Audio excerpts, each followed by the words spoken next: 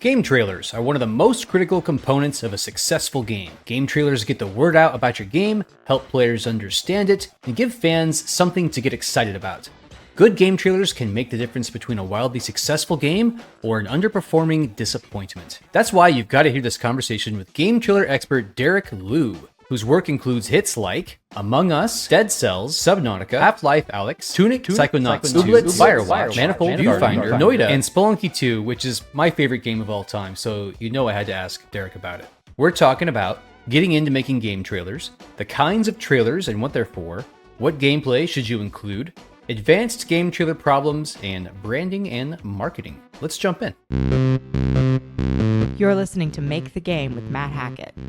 Derek, thanks so much for joining us today. It's great to have you here. Thanks for having me. So we got some great questions from the internet, and we're going to start it off with a very cool Seth, who asks, how do you even get into game trailers? And for me, I want to put a twist on this question, kind of a two-parter.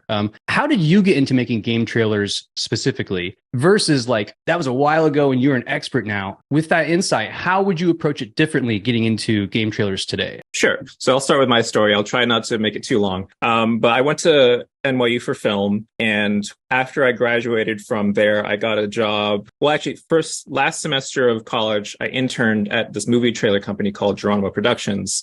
They did trailers for like the original Matrix trilogy, first Pirates of the Caribbean, so much stuff. And I then got a job as an assistant editor after college. And then I worked there for about 3 years. Then I worked for an anime DVD distribution house for about 4 years. They put out Voltron and Rurouni Kenshin and Invader Zim, which isn't technically anime, but they put it out, and like Berserk. Awesome. And so this is all just sort of like general video editor jobs. Movie trailers, I got to do some digital TV spots, or not digital TV spots, just home video spots. So there were like 30-second spots for Constantine, if you want to date that. And I think some for V for Vendetta also later. And then later after the DVD job, I worked for this show called Nintendo Week, which was a show that you could only watch on the Nintendo Video Channel on the Wii. That was the only place you could watch it. The only reason it's on YouTube is because a fan of it decided to re-upload it. It was not a very good show at all, but I made some good friends there. I did that for about a half a year or something. And then I moved to the West Coast with my partner at the time because she got a job working for the Behemoth, who made Castle Crashers. Oh, very cool. And I did a Kickstarter video for them for their Necromancer figurine. And I ended up working on BattleBlock Theater, animating the cutscenes in After Effects, this sort of like stick figure puppet cartoon thing. Wow. And then I did the trailers for BattleBlock Theater, which they just did in-house before. So it's like, well, we got a video editor available to us now. Let's just do that. And then I was unemployed for a little while. And then eventually when my partner and I broke up, I moved to Los Angeles because Behemoth's in San Diego. So I figured, all the trailer companies are in California. So might as well just give it a go. Otherwise, I'll just go back to New York. And so then that first year was really rough. I got a little bit of freelance work for Hammer Creative, who is like a big game trailer house who work on AAA games. They did like Arkham games and lots of other really good stuff. But I made a connection there through LinkedIn because someone that I was connected to via LinkedIn from Geronimo Productions knew someone at Hammer Creative. So I'm like, okay, can you intro us? So then I got the interview. I'm skipping a little bit here because through all this, like kind of around the DVD job and after, sprinkle in some fan trailer making, like Uncharted games, Enslaved, Odyssey to the West. I did that one. I did like a Mass Effect 1 trailer, a bunch of fan trailers. It's still on my YouTube channel. And I got to do a little bit of contract work for Sony PlayStation when I was in San Diego, but it was like 2 weeks of work. And there was really nothing else for me to work on in San Diego as far as video goes other than like corporate video. So that's why I moved to Los Angeles. And then so I got hired full-time at Hammer Creative the year after that. I was there. And then I got laid off at the end of that year because they had to do some downsizing, but then they brought me back on for some freelancing. But that first year that I was full-time is when I got Firewatch, which that's this whole other circuitous route for how I got that job. Lots of friends, like convention friends, seeing them over the years. And I also made some Idle Thumbs silly After Effects videos, which the Campo Santo folks are the Idle Thumbs, former Idle Thumbs podcast folks. So just through a whole bunch of different things there, I got that Firewatch job that really put me on the map. So whenever I was at like PAX or any sort of indie game dev event, I could say, hey, I worked on the trailer for Firewatch, super high profile game. People seem to like the trailer too. Lucky for me. And then I just gradually did less and less agency work and more indie work. Because after this is a little bit out of order. So after I got downsized, I put a call on Twitter, say, hey, anyone need game trailers? And my friend Kurt Gartner, who I wasn't friends with at the time, but he's like OG Devolver Digital game trailer guy, like original, all the first like really good indie game trailers are probably made by Kurt. So he had way too much work to take on. So he sent me Overflow work, which just totally saved my butt. Forever grateful, completely saved my butt. And, then eventually after I did my own work, I could build my own word of mouth. And then just gradually over the course of 3 to 4 years, slowly edging out all the agency work and then more indie work until completely full time, when I've been doing that for, I always forget, it's like 5-7 years or something like that. Nice. Completely independent. Wow. What I'm hearing is over that period of time, you were absolutely cranking out stuff. Is that accurate? The time when I was like freelancing, after him. Yeah. So it was definitely because I was charging not enough. So there was this one E3 that I did 4 projects and just destroyed me for how much I was charging. And I took a business class after that where the instructor basically told me to double my rate, if not more. I was going to ask about that. And that like was totally game changing because, even if I get 4 jobs, actually, let me just talk about some straight numbers because it's easier that way. Great. So I charged $3,000 for each of those trailers that I did 4 of them for E3. My rent was probably $1,500 at the time or something like that. So, and then of course, this is all before tax. So those checks don't all come in at the same time. And, my bank account was pretty drained because I've been unemployed for a while. So then when I took that business class at thefuture.com, future no E at the end, with Chris Doe, he just had a call. He just said, just charge $7,000. I'm like, what? $7,000? It's like, it's like more than double what I'm charging right now. I'm like, okay. And he framed it really well to me. He said, look, how much these games cost to make? I'm like, hundreds of thousands of dollars, if not millions of dollars. And he says, our trailers are important. I said, they're very important. Does $7,000 sound like a lot of money now? I'm like, no. So like I very sheepishly, some of those first jobs that year, I think I started at like 6. And then someone said yes. I'm like, oh, they said yes. And I charged more than that, certainly, at that because that was several years ago. Wow. But that's how I got in. Fascinating. Yeah. Thanks so much for sharing your numbers. I know a lot of people are kind of squeamish about doing that, like I have been, There was a contract in our past, this reminded me of, where we asked for exactly half what we should have, right? We did the math. Usually it's like $10K per developer per month or something. And we basically we just so desperately wanted the gig. You know what I mean? And you're afraid that if you ask for what you're worth or what you think you could get, that they'll be like, how dare you ask for what you're worth? You be gone. You'll never work in this industry again. But it's not true. Like you have to ask. And the worst they can say is no. I mean, the worst they can do is ghost you or something, I guess. But they're not going to kill you. Right? I know. It's so scary though. It's really scary. So scary. But it just takes practice. It does. Yeah. I remember the first several years, it's fine for, just let them say no. Yeah. Is the lesson. I asked a boss for a raise one time and I was on Slack and I typed it and it was so uncomfortable. I had to get up and just go for a walk. I was just I'd be sweating. My palms would just be, no. I just wanted to implode into a black hole. I didn't answer the second part. So what would you do differently if we started from scratch? So the thing I always recommend people, if they want to get into making indie game trailers, is to make fan trailers. I mean, right now is during Steam Next Fest. I don't know when this podcast is coming out later, but there's so many games with demos out. So find a game which you like, that's key, and it has a demo, and make a fan trailer using whatever you can, using what's in that demo.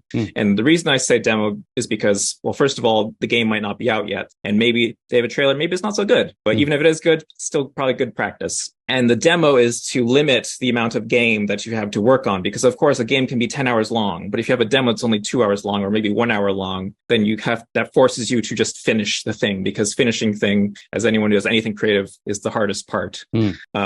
So make fan trailers. I mean, I know Twitter now is the worst, even more so than it was before. But, make a fan trailer, tag the studio or developer, do not expect anything, and just say, hey, I made this thing. I like your game. Check it out. And that's it. Don't DM them. Don't, harass them saying, hey, did you like that trailer? It was pretty good, right? Don't do that. Don't expect anything. Just do it, do it on your own time, do the practice, and you'd be surprised, I think, how quickly you might actually get something. Because even if they don't need a trailer editor, the game industry is small. So they now know that this person, maybe, hopefully they like your work. They might have a friend. They have several friends, and it's actually fairly hard, it seems, for people to find game trailer editors, also because there's so few of us making them in indie games. So even though I have a lot of content and blog posts in my newsletter, I think still a lot of people don't know how to find a game trailer editor. So if you someone out there in there knows that you exist, then you might get something. I love that. You said something earlier about overflow work, which I think is a really good point you brought up and pretty critical for kind of establishing your presence, right? When you were talking earlier about your process going from independent to full time, I think it sounds to me like a combination of doing lots and lots of work, but also networking and making lots of friends and stuff. And those combinations is what got you there. Yeah, pretty much. I think, without Twitter, I wouldn't have nearly as many jobs. And of course, word of mouth is the best. I mean, I have people refer me work and I've never worked with them before. Like there's some like publishers out there like, oh, this person referred me. They said that you're the trailer guy. I'm like, I've never worked with that person before, but they were confident enough to refer me over, which, I mean, it helps to have 4 years of newsletter posts, YouTube videos and stuff, which, definitely puts me on different footing than other people who are just starting out. But, they'll have more confidence in what I can do because I'm proven because of my track record and I write about everything that I do. Right. Yeah. We're definitely going to get later into your massive website and your amazing newsletter. But since you touched on YouTube, what are you liking recently? Because you have really good videos on YouTube and you also have an amazing TikTok with these really valuable bite-sized trailer nuggets of gold. What are you liking recently? As far as places to make content? Yeah. TikTok and my newsletter are pretty much what I'm focusing on now, just because, my newsletter, I have sort of this obligation to keep going because I've been going for so long. I just recently changed to 2 weeks instead of every week. But even still, it's relatively easy for me to just brain dump on a topic, or someone will discuss something with me and like, oh, that's a good newsletter topic. I'll save that for later. And I just have all these drafts. But I like TikTok also just because it's so low maintenance and like they really tweak that algorithm in the right way that makes it very satisfying when those views start going up. Whereas YouTube, some those videos I think are incredibly valuable, but it's like 1,000 views because it just works totally differently. Whereas TikTok, anyone could stumble upon that. It's so much easier to make a TikTok video than a YouTube video to the level of quality that I would want to have on YouTube. Yeah, like if you found it's a nice kind of break, because it's in your wheelhouse of it's basically video editing, right? But it's a different format. It's got that weird, narrow rectangle that we didn't really grow up with. And your normal work, I assume, is very dense, and it's all, for the most part, like a 16:9 or closer to that kind of ratio. Yeah, I mean,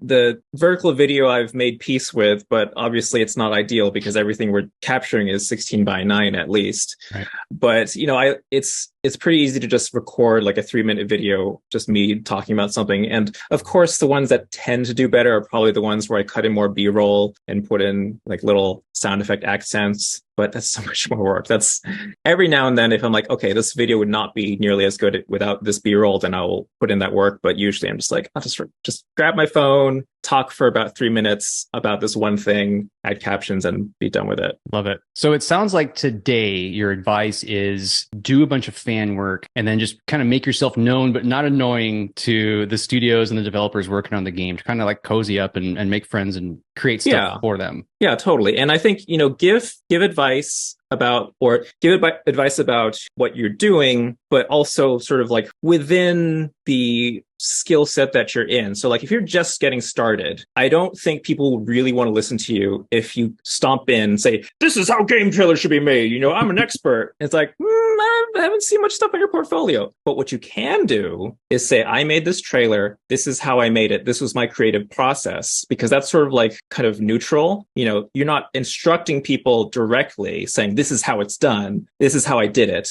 And that is still instructional to someone who hasn't done that before, or maybe someone who has even less experience than you. And it wouldn't rub people in the wrong way, because I feel like every now and then, maybe on Twitter or online, you have people they only seem to spout advice and they don't have the experience, or they don't seem to have the experience. And I think that can turn people off. Yeah. But even still, it's, sharing your work, sharing your process, your thoughts. It's really, really helpful. And I know that there's probably a lot of game trailer editors out there who have a lot of the same insight that I do, who might be thinking, well, Derek's already written that post. Why do I need to do that? I'm like, because you should do it. And I need some confirmation bias on my side too. I want to know that I'm doing it right. So Love please write the article, don't plagiarize me, but, write about your process. And if it sort of aligns with mine, then I'll be like, oh, okay, I got some validation there, because, the last thing I would want is for people to be like, what's the point? And I'm telling you, you're going to have a different audience. Maybe people don't like the sound of my voice. They like the sound of your voice, or they like the way that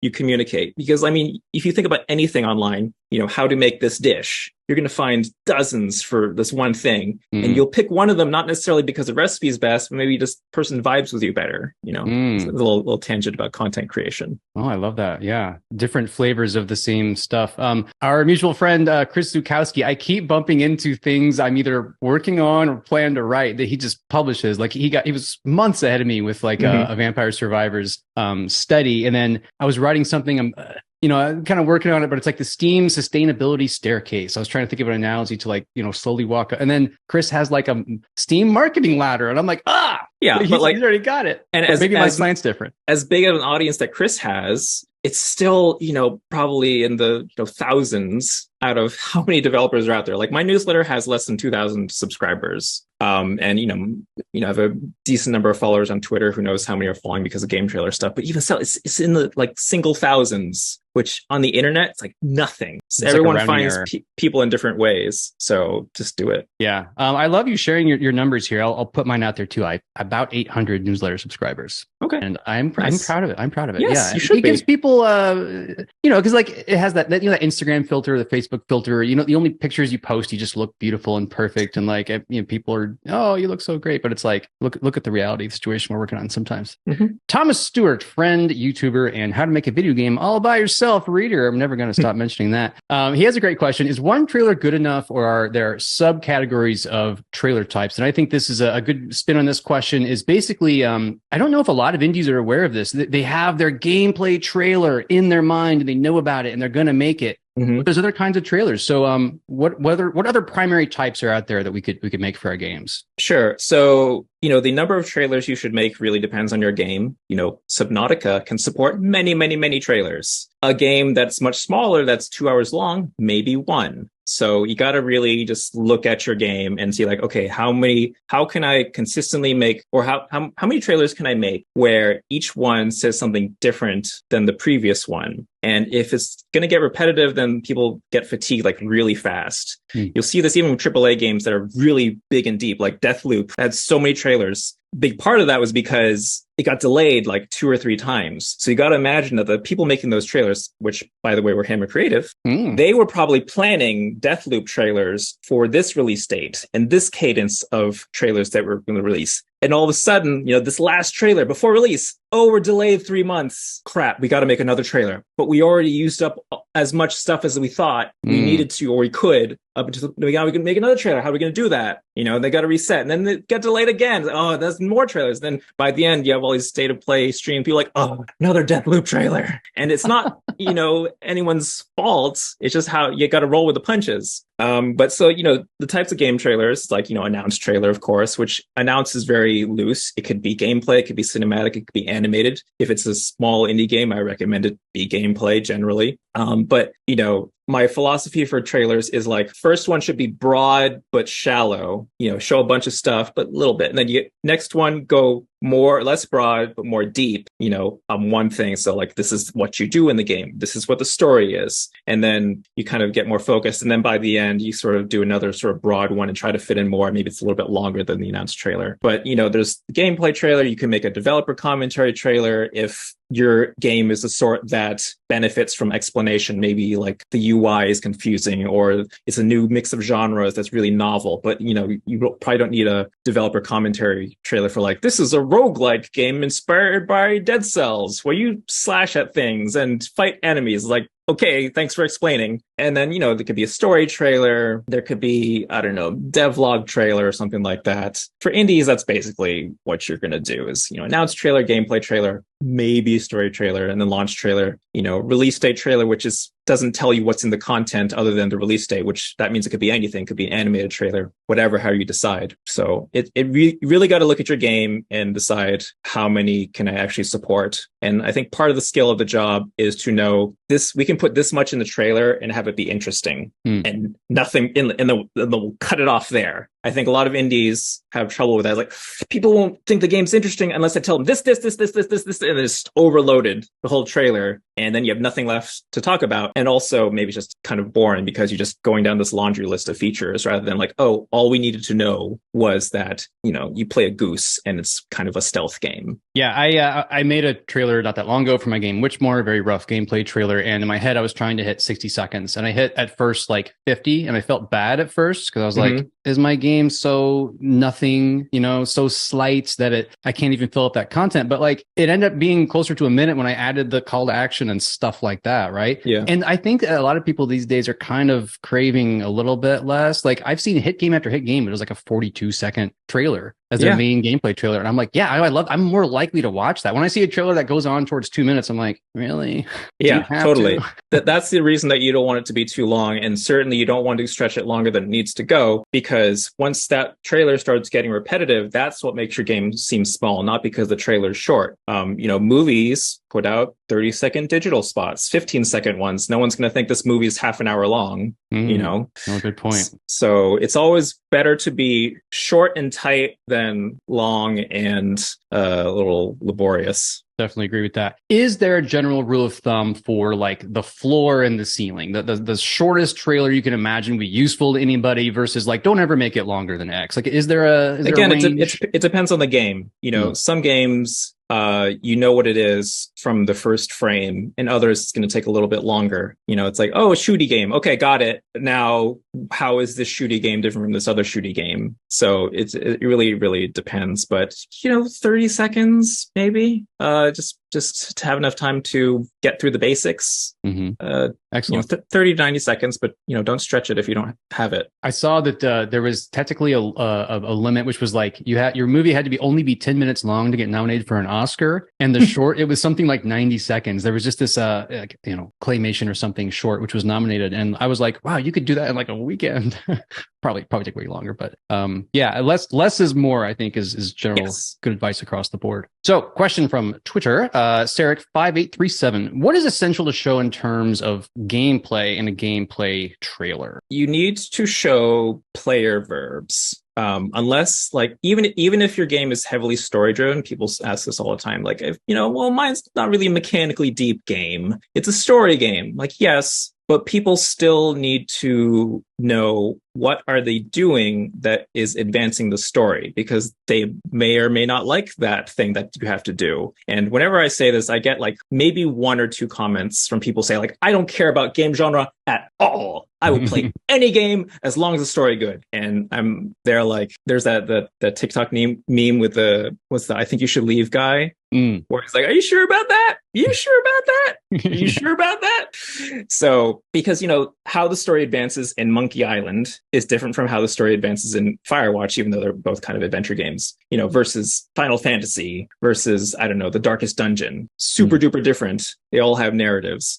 So you need to, even if the player verb is click on an object, pick it up, put in your inventory, that's still a player verb. If your player verb is walk to this hotspot or this trigger point, and that's harder to do because it's much more invisible. So I'm talking about like a Dear Esther sort of everybody's gone to the rapture type games. Like you need to try to show what the player does so then that either the gameplay happens or the story advances, because that's why I always rail against those trailers that start off with like a slow tracking shot through the environment, which usually they're doing that to show, check out how pretty our environments are, check out how much content we have. Very rarely is it like a slow shot that feels like a story is being told at the beginning. Like one example for this recently is Baby Steps. Trailer, really good, just came out for Summer Game Fest. The first few shots are just like slow push in to like a house, and like inside the house, it's really hard to explain what makes that different. But like in there, maybe it's like the cinematic framing, like it feels like a movie rather than a camera moving through a game environment. Like there's a really subtle difference between camera tracking through game environment versus camera tracking like on like a set,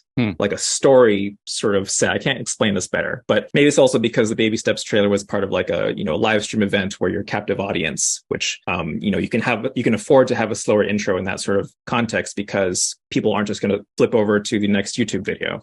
That trailer, Baby Steps, takes about 30 seconds before you get to the first player verb, but like it's really well done and has really good payoff when you just face plants on the ground and you're like, oh, it's a walking simulator, like an actual walking simulator. The Bennett Foddy one, right? Yes. Developer. Oh, I love it. And then and perfectly the title card just pops on, like before it said like from the creators of Ape Out, and he flops over and this is and getting over it. It's like, oh yes, okay, everything clicks and it's really good. But just really player verbs, whatever those might be, try to get those to those as soon as possible. That's the most important thing. I would say the most general advice I can give, considering how varied the genres are. I think most people are probably exposed to, at least I was as a kid, movie trailers first. Maybe it's just the era I was born in. But there's a lot of overlap between movie trailers and game trailers. What do you think are the main differences between them? There's two sort of ways I can talk about this. One is a practical way as far as like production, because games, you have to capture footage. Movies, you get the footage in the form of like the fully edited feature, or you have dailies, which are just every single scrap of film, proverbial film, because it's digital sometimes, most of the time now, that you're working with. And that's all you have to work with. There's some trailers, they do a special film shoot just for something to go into the trailer, but that's an exception. But games, you don't get all that for free. Maybe there's cutscenes in the game, and those you just play through in the game and then capture them as is. But everything else you have to capture for the game. That's the biggest difference. And then the other difference is more of a mindset thing, which is even games which aren't very story driven, you are still sort of telling a story, which is the story of like, this is you, the player, this is what you will do when you play this game. But then on top of that, it's also kind of a product commercial, because you are explaining how this thing works. If you just took a smartphone and just like did cool camera angles or something like that, and it was like, what the hell is that thing? Show me what's the point of this thing. You have to explain how this thing works, why that's interesting, and that's something that you don't have to do when you're making a movie trailer, because the movie trailer, you're just telling the story. You're not saying this is a movie, it's bunch of film running through a projector at 24 frames per second. You use your eyes to watch. There will be edits. It's, you don't have to explain how to watch a movie when you're making a movie trailer. You just tell the story. But games, you're like, oh, you are the goose in this one. And keep going back to Goose Gang, or this is a first person game. You shoot a gun, which shoots portals. And then you go through one portal, goes to the next one. You have to teach how that thing works. You can't just tell the story because it's a game, it's interactive, and you have to explain all that. And that's a really big part of the difference. On top of, you have to capture all your own footage, which, once you get to like AAA game land where you have crazy 3D graphics and your debug camera can do like depth of field and all these different angles, the sky's the limit on all the possibilities. And especially if you have like, a massive Assassin's Creed world or something like that, you can film anywhere in the world doing XYZ thing. And you can change the weather, it's so much, it's potentially so much more work in that regard. Not saying making movie trailers is not work. It's so much work for many different reasons, but those are the big ones, the differences between games and movies. Fascinating. Yeah. It's interesting because like a movie is always a finite amount of time, right? It ranges like 90 minutes to, 4 hours these days or something, right? Yeah. But with a game, it's like, it's probably going to be at least a couple hours or it wouldn't survive on Steam for 30 seconds, right? But then it's like, oh, it might have a cap of, 1,000 hours before you start like, I think I'm bored now. And that's such a different challenge for like, how do you show someone this little bite-sized clip of, a plate of food versus like a 7-course meal or like an infinite buffet? Like those are very different problems. Yeah. I mean, you basically just have to, it has to be edited and captured in the right way that what people imagine sort of like in between the lines is what the game is. Hopefully, so if I show you Minecraft and big world, chip away at this tree, you have a stick. Combine this stick with this bit of rock, you have an axe. Then it's like, then looking at the rest of the world, like, this could go places, You want, that's the magic of good editing is when you say, is that 2 shots or more than 2 shots, but at least 2 shots combined forms a third idea, does not exist on the screen, it's in your head, The classic example is the Hitchcock, I think it's I forget the name of the actual filmmaker, but Hitchcock does a demonstration in which, you have a close-up of an old man, which he just uses himself. He's looking at something. Cut to a woman like tending to her baby, and then third shot, he smiles. It's like, it's a very sweet old man. He's looking at this woman tending to her baby, and that makes him happy. Then the other version is old man, Hitchcock, cut to woman in a bikini, then he smiles. Then you're like, uncomfortable, not same shots, just one shot different, totally different end result. So fascinating. Yeah. That's what good editing does. That reminds me of not that long ago, I watched F for Fake, really old. Now I'm forgetting the name. I did War of the Worlds, help me out. And Citizen Kane.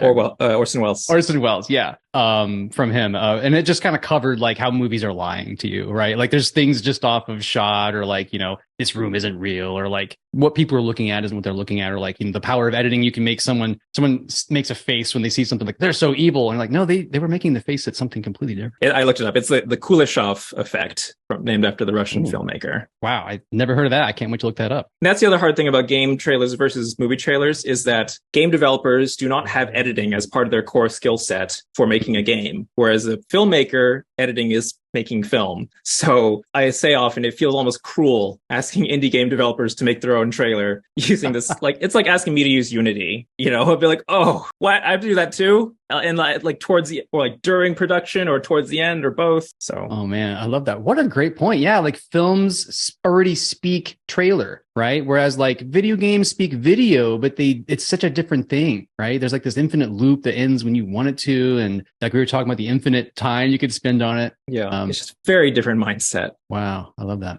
So you have this amazing newsletter and website. I went through and I read just dozens of articles you had over the years. You said something in there I really liked. This article was as much for you as it is for me. And I love that. You're kind of writing things for yourself and like learning together out in the open. On that note, like you're in a very advanced point in your career. You mentioned games like Firewatch, Subnautica, huge games you've worked on. These days, what problems do you face as an expert in game trailers that are unique to this point in your career versus where you've been in the past? The things that I worry, maybe phrased a little differently, the things that I worry about most are sort of keeping up the level of quality to where I think it should be. Because like I feel like, I've been doing this for this long, my graphics should look better, or this should be better. Like I should make sure that all my sound mixes are properly sound mixed rather than just by me. So because I see my colleagues and peers and looking at the stuff that they're doing, like, ooh, that's very shiny. I don't think I do that. I'm of course very self-deprecating like most creative people, but that is the thing that keeps me up at all. I sleep very well just generally. But if proverbially keeping up at night is just worrying about like keeping up my level of quality to where like it should be, also maybe justifying prices that I charge and just wanting to have the whole thing feel professional, whatever that means, which, when at each tier, you're probably thinking of something that looking professional in a different way. What I'm thinking of as professional is probably like many steps over maybe what someone else who's just getting started is thinking. Like professional to them is like an end slate that's well designed or something like, or even that. I had a friend of mine who's a graphic designer design my end slates for a couple of jobs because I didn't want to do it. Also, I wanted to get them some work, but also after they did it, I'm like, ooh, it's so nice. It looks really pretty. Like, and all it is, like in quotes, all it is, because graphic design is its own skill, is, here's the title card, here's the background, here is the call to action, here's the website URL, here are all the platform icons, here's the publisher, make that all look nice on an end slate, readable, have the right hierarchy. That's like, that's a lot. It doesn't sound like a lot, but you can end up with a really badly designed end slate where maybe the wrong information is the biggest thing on there. Or it looks like they call it logo soup when you have like so many different logos and they're just cluttering up the whole thing. But, I'm just always thinking about how to keep the quality high and just having things look better, feel better in some sort of way. I really love that. You and I are working on a game trailer cheat sheet to help people out. And I think Logo Soup will make it on there because I did some other cheat sheets for kind of just general marketing or Steam stuff. And there's like a little bit about trailers on there. But that's something I definitely included because I see that from everyone who talks about trailers, right? Is like, it's the worst. I've done it so many times, and every single time there's probably going to be like one or two mistakes. Something gets rejected, or the way I understand it is, I make the trailer, it has all the end slate and specifications that it's supposed to have, hopefully. And then they submit it to, PlayStation or Xbox. And then on the other console side, as far as I know, this is how it works. There's any number of people who approve these submissions, not like one person going through every single trailer for every single project, because it's just unfeasible. And what might get through for one person might not get through for another person, because I've seen things on the official channels and looked at them like, I've been dinged for this one little thing that got through. Okay, I get it. Nothing means anything. So even though I have a page on my website called, which you can get to by going to gametrailerspecs.com, which just I've aggregated all that legal line info stuff, and then I have to update it every console generation, which is the worst. Even though I have that website that says this is legal line to have for PlayStation, these are the video specs, I still worry about it, and I still get rejections every now and then because it's just how it works. When I was going through your massive articles, I found a part that I don't have any experience with, like console certification and whatnot. And you were talking about there will be like, let's say you have a snow effect on your end page, and then use a trailer like a little pixel touches the Nintendo logo, and they're like, no. Yeah, so this is what happened to a friend of mine. Is they're submitting a trailer to Nintendo, and the Nintendo Switch logo can appear in a few different ways. You can have it all white, in kind of horizontal, landscape format, or they have like the square one with a red background, and it's the stacked version, as it's called, and that usually appears on like the top right of the frame. But so this white one was on top of a video background at the end slate of this trailer, which had a snow effect over it. And snow, as you know, is white, hopefully.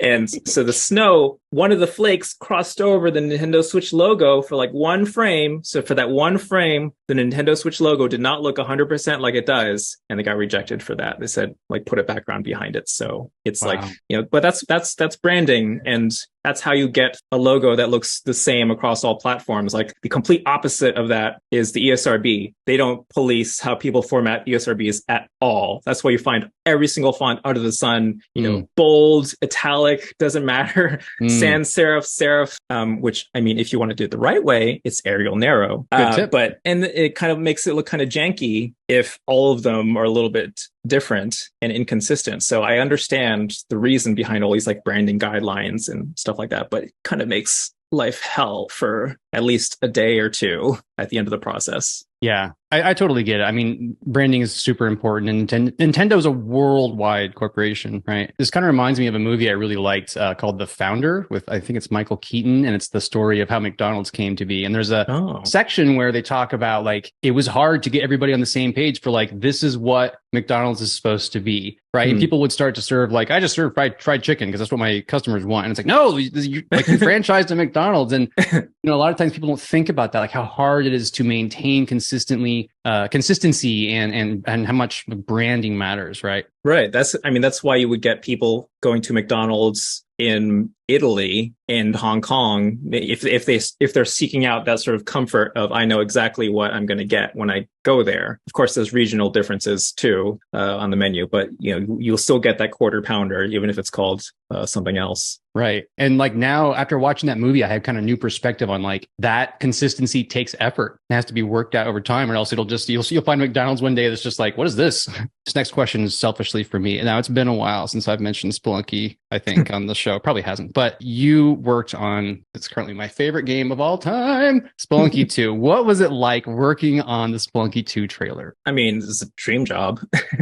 because I played so much of the first Spelunky, and also just very practically speaking, the like debug options in Spelunky 2, super good, super helpful and conducive to working on a game that is so random and chaotic to like really mitigate that chaos. Also, just Derek Lieu gave me lots of creative freedom. He's a really chill guy, and he pretty much just trusted me to do whatever. He's like, yep, that sounds good. And then we just went buck wild. Awesome. Also, it is not lost on me that is Derek Lieu working with Derek Lieu. We're both, I don't know. My lineage is Taiwanese. I forget if he is as well. But anyway, both wear glasses. And the funny thing is his daughter said his daughter didn't care that we're both named Derek or our last names rhyme. She just thought it was funny that we both wear glasses, which I love. It's super cute. That's the way kids think. Yo, yeah. But anyway, the game itself, is a lot of fun because there's so much stuff in there, and I got to, as a fan, think, okay, what would I want to see?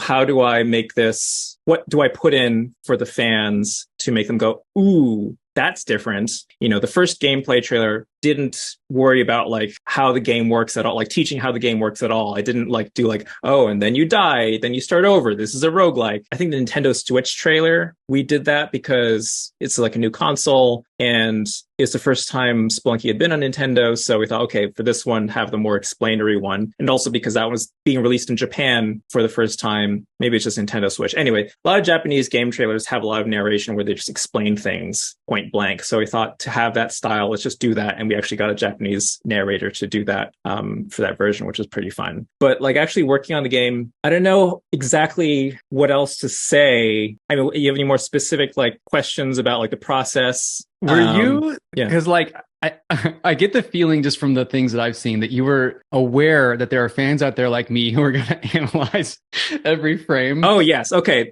Yeah, I can talk about that. Were you thinking about us? 100%. 100%. I knew it. I knew it was going to be frame by frame, even though there was a couple things in there that slipped through that I didn't realize slipped through, but I was happy that they slipped through. So one example was when in the gameplay trailer, when you kill Quillback, a Matic came out, which I think changed later on. I think it's not that way anymore. But like that was like frame by frame, out of the explosion comes a Matic. Or there's one shot where the ghost freezes the shopkeeper, you kill the shopkeeper by smashing them, then there's a key. But like the key's on there for like 3 frames. And I knew someone's going to screenshot this. If it was another trailer for another game, I would have let that key play out a little bit longer. For the Spelunky 2 trailer, it's like, key, cut, next shot. And then there's one thing specifically, my friend Mark said, oh, that's got to go in for the speedrunners. I'm like, oh, really? That's interesting. And it was the teleporter backpack, which I don't even know speedrunners like that item were. But so he thought, okay, this is different to have a teleporter and an item. So he's like, show that in the trailer, and people will like key in like, ooh, what is that? What are the implications of that one? Which I'm terrible at any teleporter in Spelunky, so I got kind of lucky on that shot. I just kept on mashing A or whatever and just got lucky and like teleported 2 or 3 times. It's black magic. I don't know how they do it. Like downwards. Yeah. So there was that. But yeah, I really was trying to think about, okay, this is new. Like mounts are new. The lava physics, of course, that's new. Gotta show that off. Because the announced trailer didn't have any gameplay footage at all. So I knew there'd be a lot of frame by frame analyzing of all this. So I definitely, there's one part which I can spoil now because the game's been out for a while. Cool. In Volcana, as part of the path of using items to get to the next thing, there you put the eye into the thing that activates the drill. Mm-hmm. So in the gameplay trailer, you could, if I left it the way it was, you could see the recessed eye socket in there. I'm like, ooh, that's a spoiler for how the items work. So I just went in, changed the tile set so then that wouldn't have the eye there anymore, because I didn't want to spoil that part of the item use path, whatever it's called. Very smart. I didn't think about that. It's such an obvious thing to show because the drill is so awesome. Like that's got to be in there. But yeah, how you spoilers, everybody, how you unlock it, is I mean, it's pretty obvious once you see it because it just hasn't the eye in it. So, but yeah, I knew that people wanted to figure that stuff out for themselves. Yeah, the breadcrumbs left in the game for where you should go and what you should do, I think, are generally pretty generous as far as like the difficulty of like how hard the game is to play versus how hard it is to kind of figure out how to do the hard stuff. As an example of just like debug stuff I did was, people hate the moles in Spelunky 2. Death to all moles. Yeah. So for the moles shot, I actually had to pump up the moles because it was a pretty quick shot. I needed to get whole bunch of moles. So then that by the time I captured, I didn't have to like wait around for like 3 moles to get to the same area. Just pumped up the numbers. So then that was easier to capture because I wanted to make sure that people could see them and doing their thing. And I didn't want to spend all day trying to hope for serendipity, which is sometimes how game trailers can work, especially with like a randomly generated game like Spelunky. Right. Yeah. You just want the stars to align sometimes, right? I was watching, I think it was one of your TikTok videos, or it might have been one of your awesome YouTube videos, but you were talking about a specific section that you were like, it was like his long death. And you were like, I got lucky that they just kept knocking my corpse like off these platforms. Yeah, there was like there's an ice cave one where, actually, so the debug thing for that was I had an option to not show like the you died screen where the book comes up, because pretty much as soon as you die, then the thing pops up. But when I had it turned off, the debug, the body just kept on going and going, which if you played the game, it will happen in the background, but it's in this little window inside the book. So I turned that off so that you just see the body just keep going as long as the physics would allow for it. But like in the sound effects also changed to like an echoey sound after you die too. So that's something that's probably in there. I love that too. It sounds like you and I have the same mentality when playing Spelunky, which is that it's a comedy first, sort of, or like when you die, you're like, that's just funny. Like I don't get mad about it. And so when there's those long deaths where I love that because the game could have just ended, right? It could have just, let's stop. You're back to the title screen. But instead, they let it play out and the sandbox just keeps going. And like sometimes it's boring and just corpse in there. But other times, like just nonstop stuff just keeps happening. Yeah, that was actually one thing that I think Derek said was he did want to convey that, I think the fun and the humor, well, maybe at least the fun. And I know that from his perspective, I think he thinks Spelunky 2 is more approachable. I think he said at some point. How about the uncertainty? I don't remember actually, but I remember one of the things that I wanted to do was to make sure that people watch this and thinking this is fun and slapstick, not like frustrating, which of course it can be frustrating, but I think whenever I play Spelunky, it's always funny when I die. Sometimes it can hurt. Usually it's still pretty funny just because like the comic timing of Spelunky, like things happen so quickly. Like when you just fall off this ledge, like 2 frames later you're on spikes. It's just not funny. So I really wanted to make sure that people watched that and got some laughs out of it. I had the same philosophy for Noita also, which is very similar in many ways. I love Noita. Just brilliant. Yeah. It also reminds me of all the like QBasic games I used to make that were just pure pixels when I was growing up. Mm-hmm.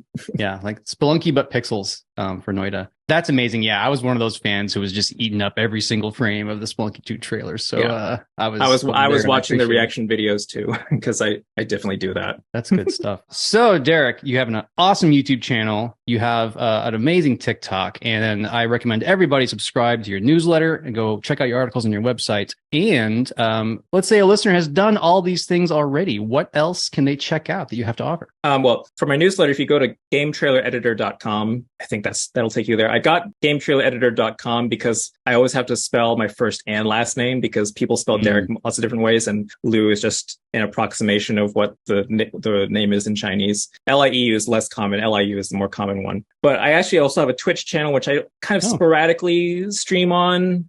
Just twitch.tv/Derek Lieu. And I'll stream game trailer critiques. So people submit, and then I will critique them for free. The cost is that you have no idea when my next stream is going to be. And of course, it's in public. So if you have like this NDA thing, of course, you're not going to do that. But I made an online course called How to Make a Game Trailer, The First Steps, which is basically all the stuff is involved before you start editing, hence the first steps. Coming up with the concept, and I had exercises for things that I talked about here, like, how do I figure out how many trailers my game can sustain? How do I come up with a story structure if I'm working from dialogue? How do I figure out the gameplay, that sort of thing? I'm making a discount code. I don't know how much percentage I'm going to give off because I'm doing this on the fly, but if you use the promo code MakeTheGamePod, you will get a discount if you so choose. I have the course. I have a course bundled with a consultation, which saves you a bunch of money between those two. You can just get the workbook from the course for $25, which I thought more people would get, to be honest, because it's the cheapest thing. But like very few people bought it.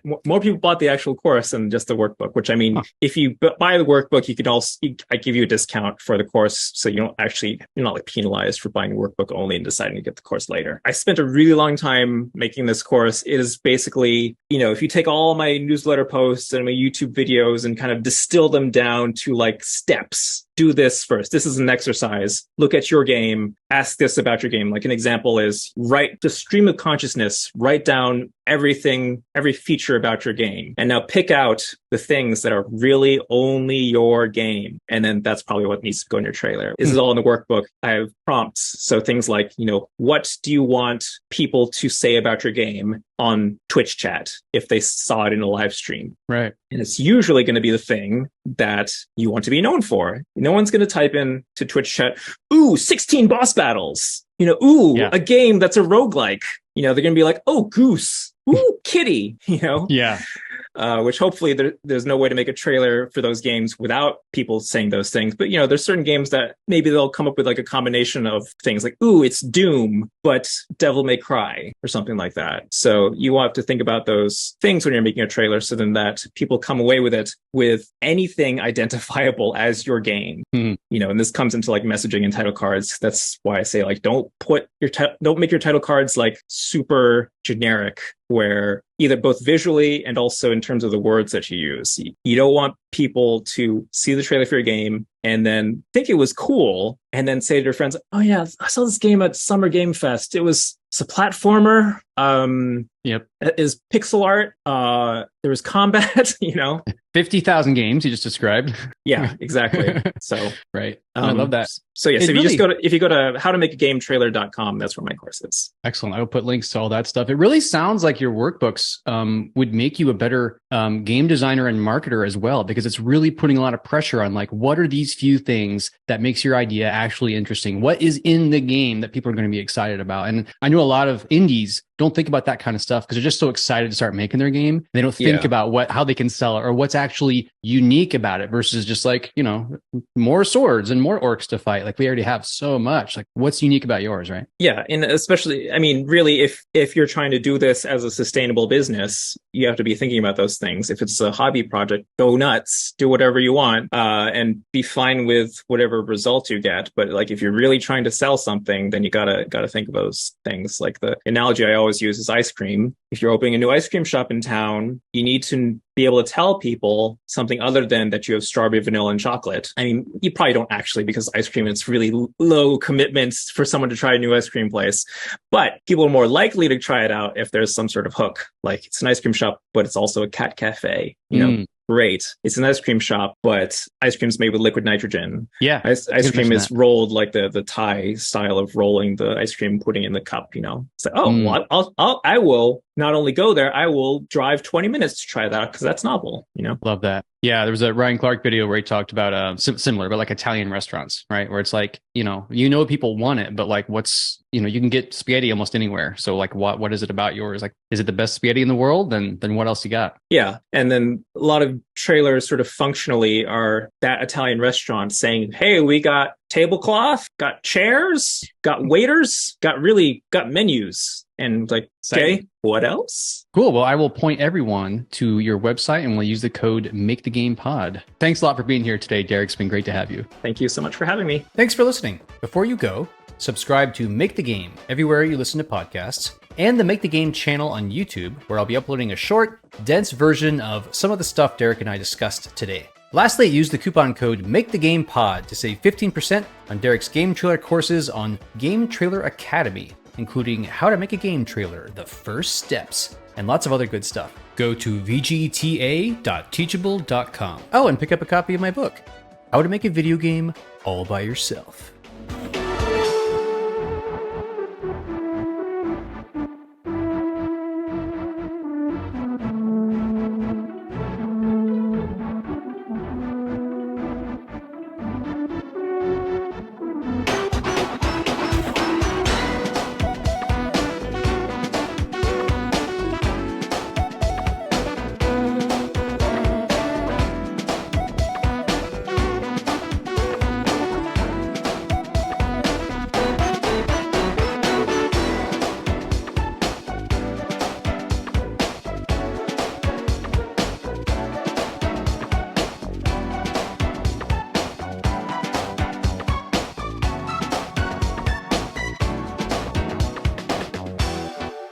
And it's in the bag, or what do you say? In the can? In the can. In the can, yeah.